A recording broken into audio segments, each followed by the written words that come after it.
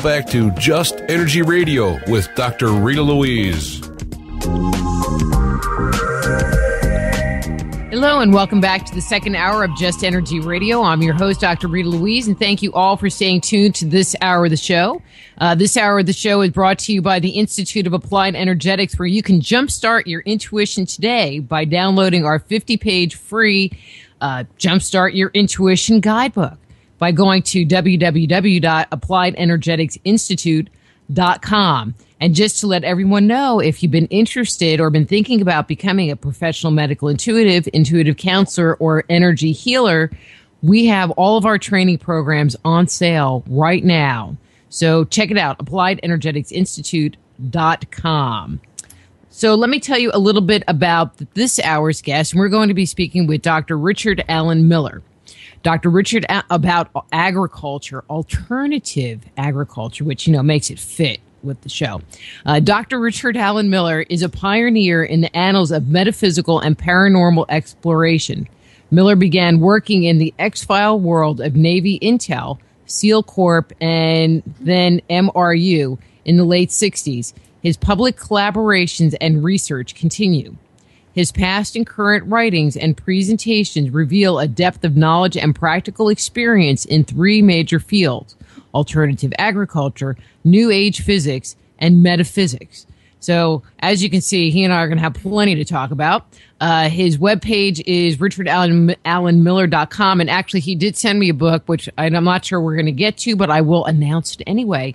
And it's called Power Tools for the 21st Century. Power Tools for the and it's got a great cover. Anyway, please welcome to Just Energy Radio, Richard Alan Miller. Hey, Richard, how are you? Thank you. I'm good. We'll go anywhere you want to tonight. Okay. Well, let's go to Denny's and get some breakfast then. Oh, jeez. I'll bring my silver cross.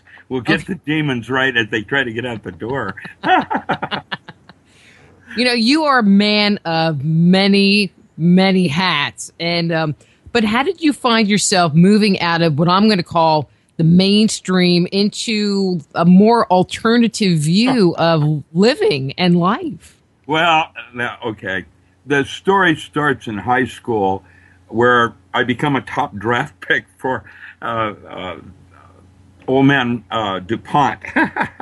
Back then, DuPont was in charge of technology, and he reported to Rockefeller. That's all changed now with transnational corporations, and because like DuPont, had a weapons company called Monsanto that during World War II and the Vietnam War made defoliants like Agent Orange and Paraquat 2,4-D, and so they are now much bigger than old man DuPont. That's what we call transnational corporations.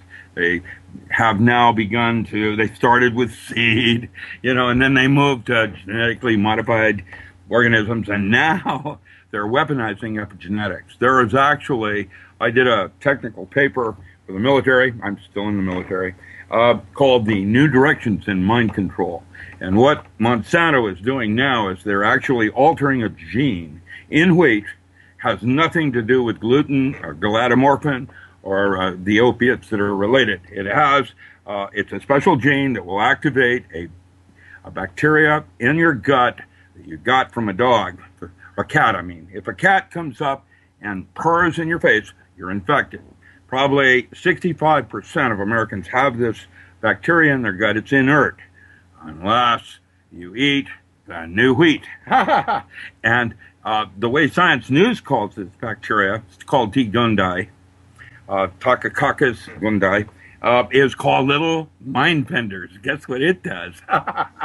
And so you should not eat anything in grains anymore. That's all right. That's really scary, because you go to the supermarket or you go to any fast food place and everything is grain, wheat, breaded, coated, dipped in, wrapped in, held around.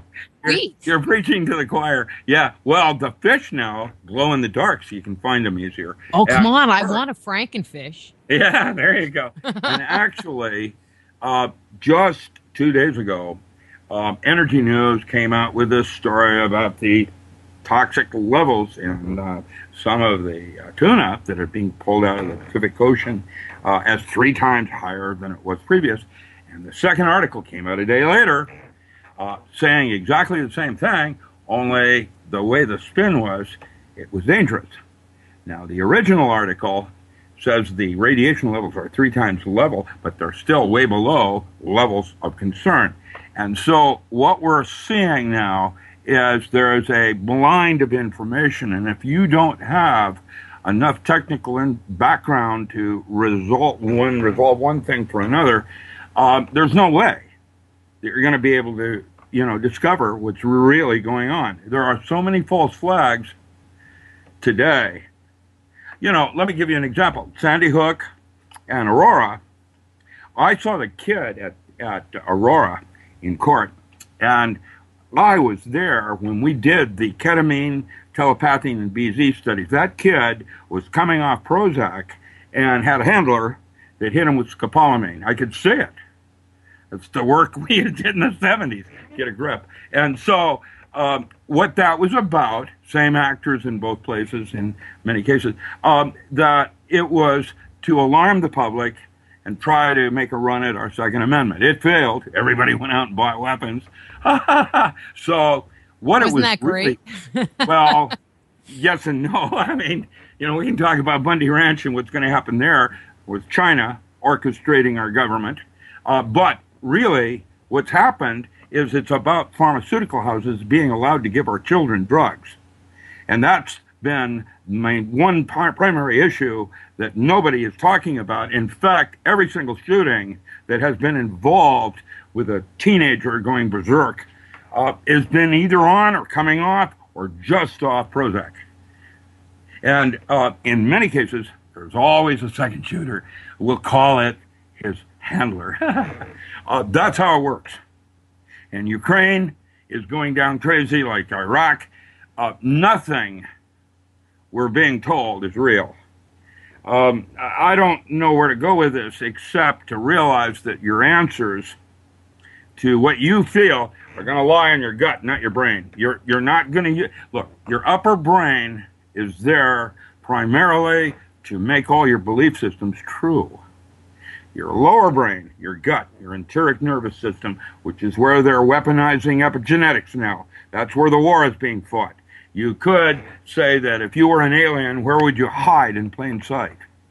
And I would say, oh, well, how about in a blood type? We'll call it draconian or whatever. No, actually, there is some evidence to indicate our system has been invaded by something that's non-human. And that's why we now call it Homo sapien sapiens. And so there's an issue on what I can't even figure out what's going on with chemtrails, for example. I read something about bio APIs, which is what we were working on in the 70s.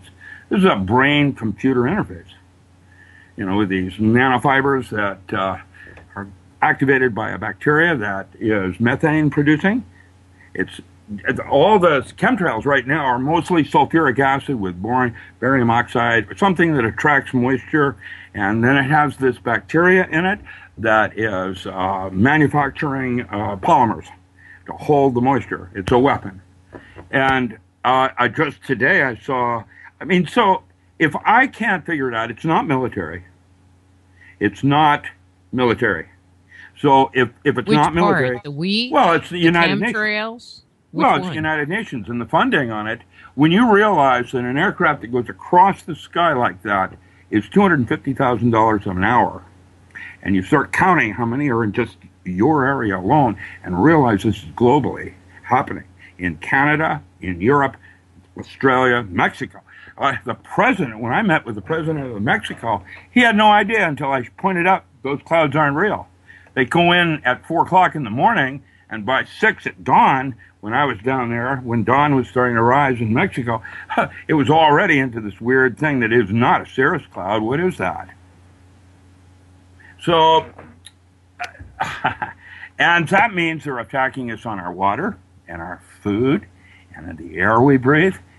I think. But what's the point? What's the point? Why attack us? I think we've been decrease the surplus population. That's one of possibly a number of reasons why they're doing it. I'm guessing there's several things going on, not one. I'm guessing that's how they convolute the information. I'm guessing that the battle for Earth is going to be inside each of us, and that you have choices. That's what made you God's favored. And that you do have the answers inside yourself, not outside in silicone-based life forms. Really, I remember when this life form was first created. This bacteria that's in the chemtrail, the geoengineering, is a new life form that was created in a laboratory and has subsequently mutated with what we call xenosphere bacteria, and has created a hybrid thing that now might be used to, the covering can do laser weapons. That's accuracy. It started originally in San Francisco with trying to control the airport's fog. And that was in the 50s, and they called it cloud seeding.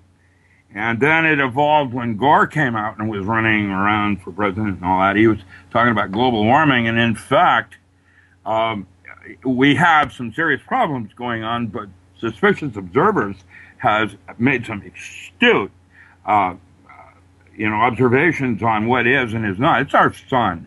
Our planet isn't heating up. The heliosphere is. There's global warming on Mars. And with that said, why are they? Who's paying for it? I don't know. That's why you're on the show. You're supposed to answer these important questions. That's the deal. I was trying to suggest to you that this is what I did all my life for the military. I connect dots. I was a reader. That means I had a top secret clearance and I had vault permits. I could go into certain vaults without a need to know. I was a reader, like the guy 3 Days of Condor or something. And open access. And not knowing what I'm going to find, because that's what I was good at, is putting dots together. And if I can't do that with this, that means there's something else going on. I'm real good.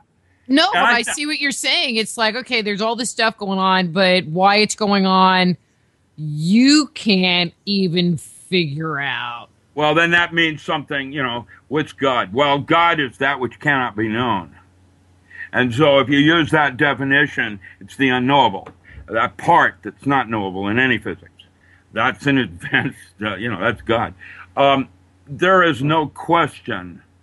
I've seen artifacts. And I've done studies on artifacts. Were they from alien or were they from previous civilizations? I don't know. They never give you full disclosure, even as high as end as I was. I can tell you. So does the government have a bunch of ancient artifacts that could be weapons or pieces of technology that they are just hiding away in some warehouse somewhere? Oh, you mean like in Indiana Jones? Yeah. Yeah. No, it isn't Area 13 or Warehouse 13 or Stromboli 17. I don't know. Stalag, that's what it was. No, it's not like that. There's things. I was, for a brief period, 11 years, part of a team that whenever something was discovered and they didn't have a clue what it was, they'd bring in a team. And I wasn't Fox Mulder and Scully. If I wanted forensics, I had Dr. Carl Motte, I had da-da-da-da-da, I had, deep pockets. And I was real good at what I did. And pretty much when I came to forks in the road, instinctively knew which way to go. The sun is heating up the heliosphere. That's what that's about. Now, the possibilities of an ice age are just so close, you have no idea. And we're not even talking about pole shifts now, or, comets hitting the Earth, or... Well, wait a minute. I thought we were, going into global warming. How can we have an ice age and global warming? Please. Now we're getting the smart pill. Well, that's because... Well, that's because I didn't eat any of that wheat. What's that? I didn't eat any of that gut wheat. Stay cool with that. Listen, the wheat now that is, if you want to know about that, it's toxic. And good luck finding anything without it in it.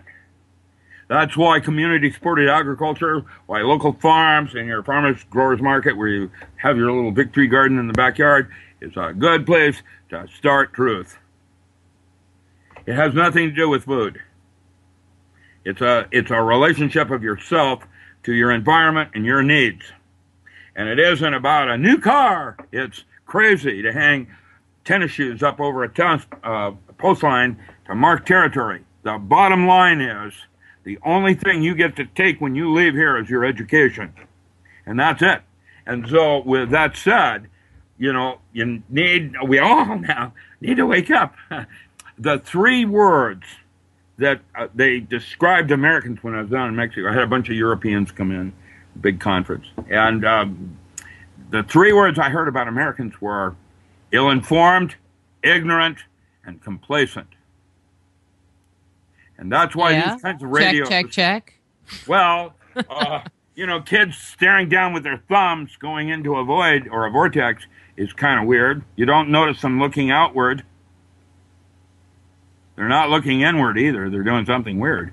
And so that's why texting and all of this won't be around very much longer. Well, the grid's going to collapse. And now we don't need to go back to the way Grandma did it. They're cool tech. That's why they call me the postman. I've got all of this warehouse of information. I have what they call a eidetic memory. And for the last 35 years, I've been working as a dirt farmer, alternative agriculture. I have a 5-volume book set out called the Encyclopedia of Alternative Agriculture. I've chaired the New Crops Development Board for the Oregon Department of Agriculture under 2 governors. This governor doesn't even have that division anymore because Oregon is no longer an agricultural state. It's crazy. Well, that's because, it's kind of in the boat with California. There's no water, so they just have to shut it all down. Water in California this summer is not even going to have drinking water. Today it was 94 degrees, record in recorded history for my city in Grants Pass. We are in the mountains on the Rogue River, next to the redwoods, going to the beaches. And and it's bunker heaven up here. This is where all the weird people, retire. The Mormons, the Seventh-day Adventists. We've got the Ku Klux Klan. Oh yes, in the military. and the bunkers here have been here for a long time, and there is no water right now. There is no snowpack, and here we are, May 1st, Beltane, and that's when you turn the water ditches on. Here we are. Well, yeah, we were supposed to talk about that, Beltane, but I guess we missed that part. That was the name of my bookstore when I was working military. I had Beltane Occult Books and Supplies. I sold bat's wings and... Eye of Newt? Oh, yeah, I had Eye of Newt. Yeah, that little lizard eyes. There you go. That's what I'm talking about. Spunk water. Don't swallow these sports. That's how it all works. Beltane is the big vessel virgins dancing around a maypole. What do you think that's all about? Fertility and new ventures. It's a good place to start getting off the couch, starting the work that you're supposed to be doing here. None of us get out of here until each of us walks our talk. And that's how it is. And the kids are watching us. That's why Crosby, Stills, Nash and Young sang that song. Teach your children well.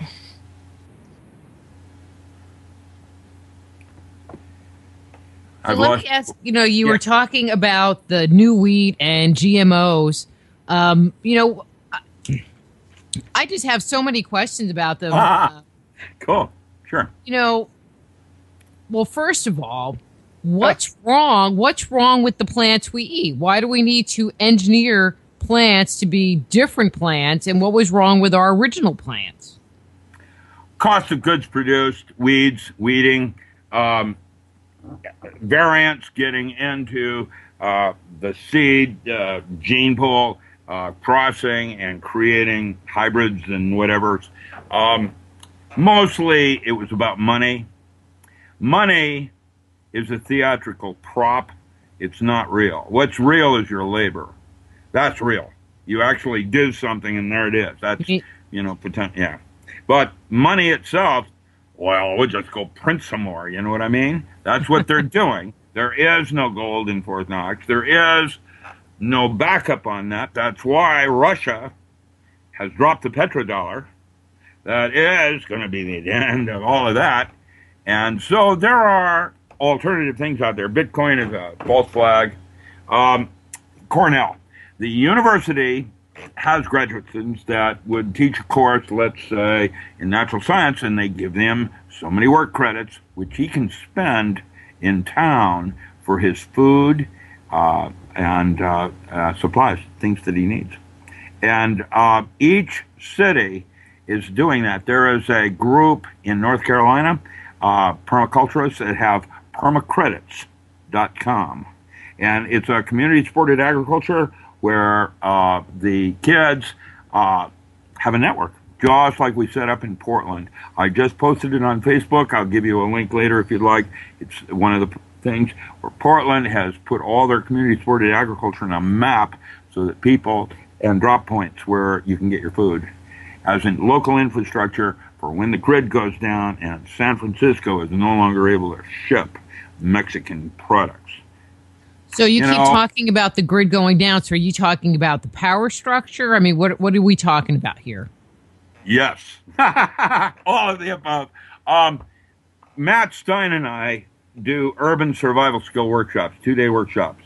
And most of you, if the grid collapses, that's the power. There's no power. You have no heat. You have no air conditioning. You have no refrigeration. No lights, no nothing. Okay, no telephones. No, possibly. No internet? Yeah, I know. Isn't that weird? No cell phone service? Well,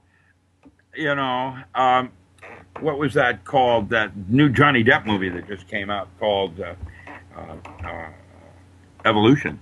He's evolving, taking personal responsibility for his thing where he goes into a computer and becomes more than human, like a transhuman thing. It's interesting, but the grid's going to collapse. That's why FEMA's been setting up. There will be something happen. Most of it will probably be from the sun. It might be a weapon like a EMP strike or something, but I don't think so. I think it's going to be the sun. It'll be a coronal mass. It will cause an earthquake. There will be some, coastal shifts. We have maps, Navy has maps that project worst case scenarios. West Coast, the new waterfront becomes Grants Pass, Oregon. The entire coast, all the way down to Mexico, is gone, all the way up into Alaska. And there's reliefs on that. The map that the Navy... so I live in Dallas. Will I have, beachfront property now? Well, I can... Dallas won't exist. The map you want to look at is called, if you go to Google, it's called Future Maps of America, Chet Snow. That's the one the military uses. There's others, Scallion, others. There's a bunch of different people that have projected how it's going to be. The one the military uses is Chet Snow's map. And Chet Snow's map is worst case scenario. Texas doesn't exist. Well, that sucks because that's where I live. Well, it's going to be underwater, and that river there. You've got, Yellowstone doing some strange things. Well, I heard that they were talking about that Mount St. Helens started to... I was in Mount St. Helens when it went. I actually lived through that. I was out in Hoquiam, Aberdeen, and had to drive home 101 back to Seattle during the rain of cement when the second blow went off and Mount St. Helens disappeared. There was over just in eastern Washington up near Omak, where I was living on the Meadow River, we had 6 inches of ash fall. Now that's a blessing in terms of soil nutrient, etc. But it's real strange to see the ash coming out like that. And that 2/3 of the mountain went. I was there when it happened. It happened at 6 in the morning, and it was bumper to bumper all the way to Seattle. And you had to then, once you got to Seattle, you had to clean your engine because the particulate was so fine it would ruin an automobile engine. It would get inside it and just ruin it. Had to clean your engine, had to do oil changes, all of it. Okay, so I'm looking. I pulled the map up, and so I have a No. different. Yeah, I Use the have map it up, too, yeah. and Good. actually, I will post this link in the chat room. Let me do that. Yeah, that's the one Yeah. the military uses. You can go under Navy and it'll come up with the same map. It was Chet Snow's map. Where's That's all that water going to come from? Are we talking about like a big chunk of Antarctica is going to fall off and melt? Or are we no talking about idea. tide with global There's warming? more, there's more to it than that. I don't know. There's going to be some land masses that sink. There's a lot. Look, the Earth is very porous. And there's lots of caves and underground bunkers. Just on the East Coast, you can go all the way from Maryland all the way down to Florida, underground. There is out here, up behind Evans Creek, we have one tunnel. It's artificial. It was a brand new one that runs 4.5 hours by motorcycle to Higham Palm down in Northern California. Single motorcycle. No. Underground. They're mostly going out under the ocean. There's a lot of stuff going on that way. I saw, when I first moved here for the military, I saw one bunker that was here that was poured with the same concrete the bridges were in 1912. That means that was during the gold rushes and things like that. They had tunnels and going everywhere. The Oregon Caves, just like out of Goonies. And the place has now been built up. I know that NORAD and the Colorado Springs operation has been all moved here in about 15 years ago when they upgraded computers and they did all of that. They moved the presidential bunker up into Southern Oregon, part of the state of Jefferson. This is bedrock. There are books that you can read about that called We Are the Earthquake Generation that will run down, where you want to possibly think about living. The only other alternative I liked was Sandpoint, Idaho. I liked it up there next to Canada. It's right where the Rockies and the Cascades join. And so, it's pretty interesting. It's up there. It's solid. I don't know what's going to happen. I don't think that many people in America will be as affected as China, Asia, actually, and Africa. And that's the bad news about Africa. Africa has been the dumping ground for European nuclear waste for more than 20 years. That's why everybody over in Africa is sick now. Basically, the Germans have been dumping all over Africa. And there's hotspots there that they don't even talk about. The radiation levels in Japan are such that I can candidly say probably I think Japan's dead and that continent will not exist sometime in your lifetime. Just because of the radiation leakage? Well, no, they're on a precipice. Any kind of an earthquake out there on the ring, and it's going to drop Japan as a continent. It's going to be gone. Mm-hmm. It's going to be gone, and you can see it. You can get a Google map and look down straight at it, and you can see the precipice. There's nothing below, just complete sheer ledge. And right now, the radiation levels in Japan are such that most of the people can't eat the food there or won't. But then what do they do? And that was one of my questions is, how much of that radiation has come over here and impacted the foods we eat? Okay. So here's the bad news and the good news. Yeah. Y'all have radiation poisoning. Well, the radiation background count has effectively, since Fukushima, has gone between 3 and 10 times. Now, is that dangerous? At 1,000 times, I would put on a dosimetry badge. At 100 times would be like going through an airport with 12 x-rays. It's not good. And as a high-energy physicist, I might wear a dosimetry badge just so I knew what my exposure ratio was and had a better sense of that. The problem is not us. It's going to be our children with undeveloped thyroids. And that is that right now there is an epidemic in America on thyroid cancer for kids born between 1950 and 1970. And already showing up at 40% of the children in Tokyo Prefect are showing symptoms of some kind of thyroid abnormality. Now, I don't know where this is all going to go. I can tell you that if you believe in reincarnation, You really want to get off the couch and get your work done this time so you don't have to reincarnate back, because guess what you get to come back to? That's a good way to look at things. Yeah, I hear and, that. You know, starting your path work and getting back to what you're here for in the first place. You know, it's kind of like you made an agreement to give up memory to learn some lessons, and that actually the dysfunctionality is of the physical plane. It's sort of like the place where we go to be sick spiritually, and that we're actually outside space and time. Your gut certainly is. I can make an argument for that. That's where ESP occurs, and if you think with your gut, you will survive. If you think with your brain, you'll get yourself killed. That's exactly the first protocol I train SEALs with.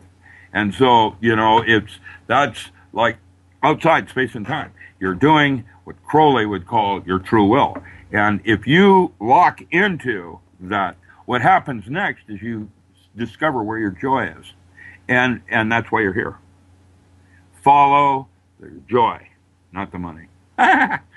No, really, I'm giving you some solid advice here. If you can ascertain what it is you're here for, every single person is here to do something, and none of us get out of here. It's a metaphor. None of us get out of here until everybody comes to the party. And the war that's going on for our gold or whatever, you know, the ridiculous, whatever, at that part is all in metaphor. We're only in 4th grade, so if you can conceive of it as possible, it's probable. And basically that was Merlin when he said it to Arthur. Anything not specifically forbidden is mandatory. If it's possible, you can count on it. Okay, and we're in 4th grade. So what we're doing now is trying to figure out what 5th grade's all about, and we have no clue. And I believe that if you listen to your gut and you follow your gut, even if you don't know what the big picture is, at least you're moving forward in the right arena versus, you know, going and doing something that has absolutely nothing to do with what your true path in this life is about. I'm listening to the words you use, like NLP. And when you say, I believe, then my comment back would, I wouldn't have seen it if I hadn't believed it. That's what your brain does. And so what you have to do is learn how to work with some inner part of self that has nothing to do with knowledge. That's illusion. That is what the internet is, and information is just that. There is an axiom in information theory that says that if you have enough information to ask a coherent question, you have enough information to answer it. The answer lies in the structure of the way you ask the question. That is simple, basic information theory. Now, the bad news is we use computer algorithms to predict the future by listening to information like Cliff High's little infobots with using Ben Goertzel's On's algebra. We use a Clifford algebra, a little different. But last month it came out that if Fukushima continues as it is, it will be an extinction event by 2050. That's the chatter from military worst case scenarios. And really, there are life forms that thrive in Chernobyl and Fukushima. And it's true that Chernobyl recovered just like Mount St. Helens did. Came back faster, you know, after that devastation of that explosion that went off and all the mountain that disappeared in ash up into the ionosphere caused, you know, a nuclear winter kind of thing.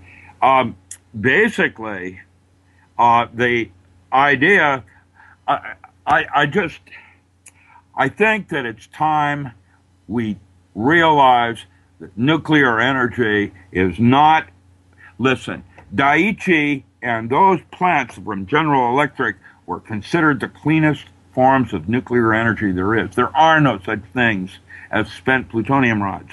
That means that they had weapons-grade plutonium out at the time of the earthquake. Why? I have no idea. Iraq?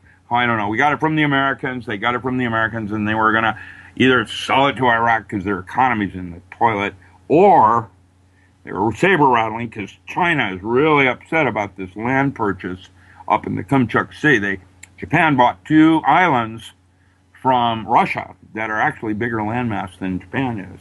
They're not going to be able to move all these people from Tokyo, but there's other kinds of things going on here that none of us, the gag order that they have over there, it's nothing we're being told is real.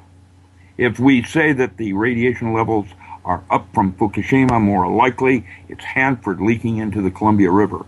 In fact, all of the nuclear power plants, and that's Matt Stein's paper, 400 Chernobyls, whatever that brings to mind, they're all leaking because they're old. And just the recent note that I sent to you, all 3 reactors at Chernobyl breached. That is the worst of worst case scenarios, and the Earth is never going to be the same. How badly it's going to affect man? And is there a way to bioremediate the soil, bring it back to true? Marijuana works. Did you know we can got all those big potholes on the moon that God gave us that we can fill up so the moon will have little eyes and things like that. It'll glow in the dark. That's where we'll bury our marijuana. Okay, but wouldn't it be more fun having it here, while we're radiating and our hair's falling out? It's going to be a little different than that. I don't know how it's going to go. And for people like you, how old are you? You're young, old. Older people. Oh, well, someone just said that I was 29, so I'm going to go with 29. That's a good number. Yeah, that's a good number. Saturn return, you're going to jail. Thanks. Yeah, no, Saturn return. That's what it is. It's like dying on the cross. You'll get out of it by age 34. Don't worry about it. But if you're in your 50s, 40s, 50s, most likely you're going to have an okay life. There will be the dodge bullet, just like there is with the dandelion plants that were on Facebook last year. All these mutated plants where a particulate fell down. They found plutonium in Arizona. So it fell down everywhere. And the background radiation count is up 3 times, maybe in some places 10 times. I don't know that that's dangerous in terms of total exposure. You can bioremediate with certain foods. There's food groups that you could be doing that would make, your life a little simpler. I think it's going to require everybody doing a different kind of hygiene, where you leave your shoes at the back door, that kind of thing. Because when it rains is when the radiation comes down, or the geoengineering monofilament, palms, weird stuff. Down. Yeah, it all comes down with rain and snow. That's how it comes down out of the sky. Usually it just floats up there, and then the rain. What do you think about the whole there's this whole drought thing going on? It sounds like pretty much everywhere in the world. I mean, we're talking about Fukushima, but if there's no water to grow crops, then we're all kind of screwed. I'm going to say something interesting. Curiosity made a serious discovery about the amount of water on Mars. If you had a circular ball of Earth and the moon, circular ball next to it, and you brought in a ball of water that represents how much water, which would be smaller than the moon, for Earth, that's a true amount of water on Earth. There isn't as much as you think there is. And then we bring a ball of water in from Mars, and it's bigger than the moon. There's a lot of water on Mars. It is a form of structured water. It retains a semi-liquid state, slushy ice, at 100 below Fahrenheit because of Boyle's law. We're doing an experiment right now for greenhouses on the planet Mars, where we take 2 geodesic domes, one inside the other, and we pump it with this slushy ice water to create a radiation shield, atmosphere, for filtering light things for plants on the surface of Mars. It's called the Mars Project. It's in Kailua. But is that I'm guessing that must be like some secret project because no, it's not secret. I just told you where it was. It's in. okay, it's only Yeah. a little secret. Yeah, well, it's a little secret. It's just nobody has published it because nobody knows much about it, but there it is. There has been colonization on Mars for a long time. We were never interested in the moon. Basically, Mars had water. It's our get out of jail card. The moon doesn't even have cheese on it. I mean, it's got a gravity well. It's easier. But it's got all the pot now because you just put it there. Well, that's what the holes are for. Yeah. Yeah, there you go. Yeah, big craters. We can fill them up. Yeah. I'm just kidding. But an L5 position is an actually cheaper way to do anything in space. And so my guess is that man has at a precipice right now with a petri dish is about to be wiped or something. There are, I've said before, there are life forms that thrive in high gamma ray. There's this black slime mold that you find down in well, that sounds tasty. Yeah, it's like, black mold that is respiratory. It's toxic. It grows in Chernobyl, and now it's found everywhere in Fukushima. And when I say everywhere, it's showing how badly the radiation scattered on the lands over there because it's everywhere. So is this the same kind of black mold like you don't want in your house and stuff like that? That black mold is more of a powder airborne. A black slime mold is a similar genus but different species, I think. Okay. And that sounds nasty. It loves high-end gamma ray. It thrives in that. And so that's what's going to take over the planet. That and the no, I don't know. And the June bugs, because nothing. But it might be what we call a toxic zone. That could be that, and it has nothing to do with radiation levels. Okay, so what do you? So there you can bioremediate, and there's all kinds of gizmos out there they're trying to suggest in terms of breaking down radiation faster than half-life of 500,000 years. That part of it is kind of scary. I have to question the management of all of this right now in Japan. And Sonpaku is in mind here. It's time to do public ceremonies. That's what they did in Iceland. Hangthebankers.com. That's what they did. Iceland went right for it. And they closed all the banks down. They put all the bankers in jail, and they gave the money back to the people. Hangthebankers.com. Great website. Yeah. Opening up the vistas. Just say no. But all I'm sorry. Go ahead. Okay. If you want to make a change, it's you. How did my great-grandfather, he put it to Rudolph, he said, we are no longer at war in the physical world, that if you wish to change this world, you change yourself, and the world changes with you. Basically, you and I are probably too old to make changes in this world. However, our children and our grandchildren are watching us. And so your intentionality, the thing that you do that drives you to do it right, that's the part that are going to learn from you if you do it right. And that's why ill-informed, ignorant, and complacent. And I just think, okay, grandchildren, maybe. Yeah. Maybe. Kids under 4. I mean, because we're not really pushed to that point where and we really need to do our education anything. system necessarily needs to be jacked up into something different than Common Core. I've met Temple Grandin, and as an autistic person, there is nothing wrong with her at all. In fact, the autistic children in my city have a little thing called Spark, where they do bedding plants better than master gardeners. How does that work?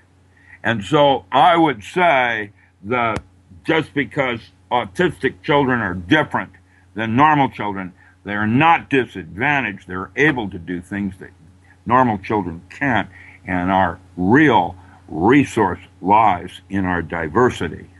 That is a true statement. And so to change education into a mentoring kind of situation where a teacher is no longer a teacher but becomes a facilitator, is part of our SEAL unit's mission statement. We believe that there is a need for educational reform and a paradigm shift in agriculture where food is taken off the monetary system. It becomes part of the local infrastructure. Your community-supported agriculture, your networking of Saturday markets, farmers market, that kind of thing, where you work from the local. That's what Gurdjieff says you should do. That eat from your local environment. That's where your health is.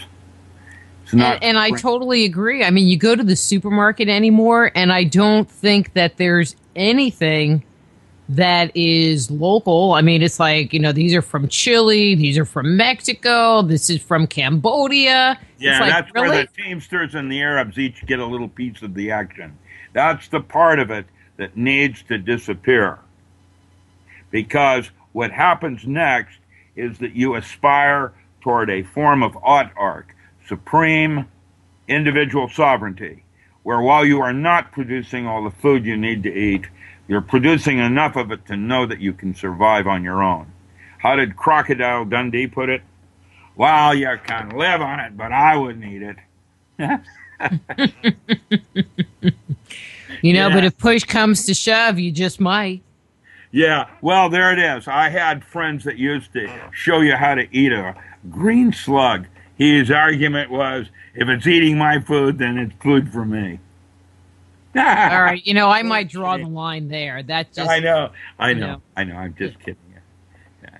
No, hey, I watch Bear Grylls on, Man vs. Wild or whatever that show is, and he's always eating grubs and all kinds of stuff. Yeah, good luck with that. I am the original MacGyver. I've written books like Native Plants of Commercial Importance. Now that is how to make a living in the woods. I used to do pine cones. Everything has value. What it's about is availability. And if you find something you're good at that brings you joy, that will be what sustains you, not the food or the water. You can barter for that. Oregon has a thing that was started by the Rainbow family called the Oregon Country Fair. It's held in Veneta. Last year, it was called Veneta Freaky, and it was a bunch of old ladies making fashion statements. And basically, everything is for barter. You don't buy anything for cash. It's all about barter. Well, and I think that if the grid goes down and things start falling apart, that is going to be the only way we're going to be able to live and survive. Well, a friend of mine's got a balloon. He's going to have a floating Chautauqua where they bring the entertainment into the natives. Networking. That's what I do. I actually work for congressmen, and I network rural communities and bunkers. And I've seen some great things. I was in Wichita, Kansas, and Arlo Guthrie came out with his daughter and his granddaughter and sang a little bit of old Americana. And there's something about the concept of family and lineage and your roots. Enemy mine, to be able to sing your ancestry, to know where you came from and where you're going, be part of discovering a purpose. James Hillman has written an excellent book called The Soul's Code, In Search of Character and Calling. Those are the two primaries. Your character is kind of like spirit, not what you do, but how you do it. You get your character, which is your nooks and crannies from karma. You learn lessons and you behave certain ways to have the action. And what you're trying to do is discover your illnesses, or what would be considered, codependency, whatever, and use those as tools. Power Tools, my book, will have chapters on how to change belief systems like you would a pair of clothing. If you're a staunch Christian and you have to go into Iraq, that belief system will get you killed. Doesn't mean you have to get rid of it. You just put it aside and you use it as a tool. That's how you change the world. You make discoveries of what you are and then use those disadvantages as tools to move you forward. Richard, our time is up, and so I need to say goodbye. That went very fast. I know. Well, you're welcome to have me anytime you'd like. Well, okay. And thank you for coming on the show and spending time with my listeners. You bet. My pleasure. All right. Thank you. That's Richard Alan Miller. His webpage is richardalanmiller.com. His book is Power Tools for the 21st Century. And then next week, we are going to be having Paul Burley talking about ancient archaeological sites of Stonehenge.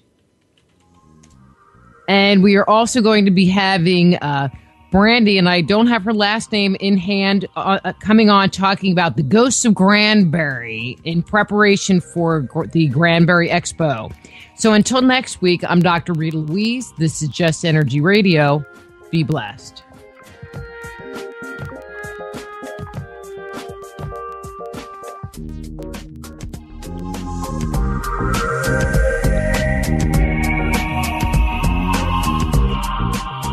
Join host Dr. Rita Louise each week at this time for Just Energy Radio.